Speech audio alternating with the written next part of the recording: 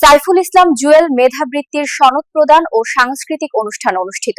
রত্না আক্তারের প্রতিবেদনে। ব্রাহ্মণবাড়িয়া নবীনগর উপজেলার সলিমগঞ্জ ইউনিয়নের সাইফুল ইসলাম জুয়েল মেধাবৃত্তি সনদ প্রদান ও সাংস্কৃতিক অনুষ্ঠান অনুষ্ঠিত হয়েছে। আজ রবিবার সকালে সলিমগঞ্জ কলেজ মাঠ প্রাঙ্গণে এই অনুষ্ঠান অনুষ্ঠিত হয়। প্রধান অতিথি হিসেবে উপস্থিত ছিলেন উপজেলা নির্বাহী কর্মকর্তা ও সলিমগঞ্জ কলেজ গভর্নিং বডি সভাপতি মোহাম্মদ মাহমুদুল হাসান। সলিমগঞ্জ কলেজের ভারপ্রাপ্ত অধ্যক্ষ গোলাম মাওলা খানের সভাপতিত্বে প্রধান বক্তা হিসেবে উপস্থিত ছিলেন সাইফুল ইসলাম জুয়েল মেধাবৃত্তি ফাউন্ডেশনের পৃষ্ঠপোষক সাইফুল ইসলাম জুয়েল।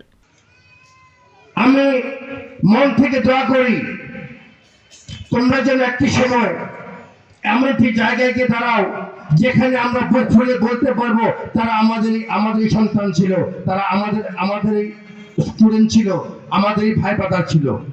এটাই কিন্তু আমাদের সফলতা।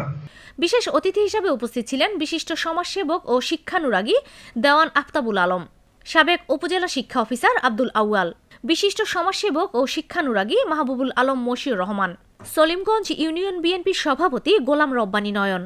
অভিভাবক প্রতিনিধি হিসেবে বক্তব্য রাখেন শামীমুল ইসলাম ও এইচ.এম. মনসুর আহমেদ সহ আরও অনেকে।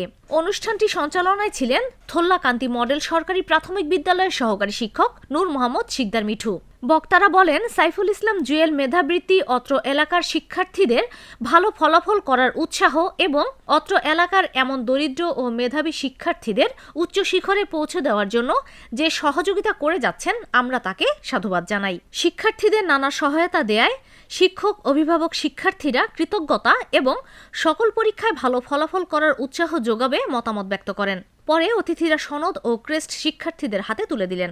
ভালো শিক্ষকের কাছে পড়াতে দিয়ে কিন্তু শেষ পর্যন্ত সেই ভালো শিক্ষকের কাছে আর পড়ানো নাই, উনি নিয়ে গেছেন ওনার চেয়েও অধিকতর কম মেধাবী আরেকজন শিক্ষকের কাছে প্রাইভেট পড়ানোর জন্য। উনি জানতে চাইলেন যে আমার দোষটা কি। অভিভাবকের উত্তর ছিল, আপনি প্রশ্ন পরীক্ষার আগে প্রশ্ন দেন না, ওই স্যার প্রশ্ন দিয়ে দেয়।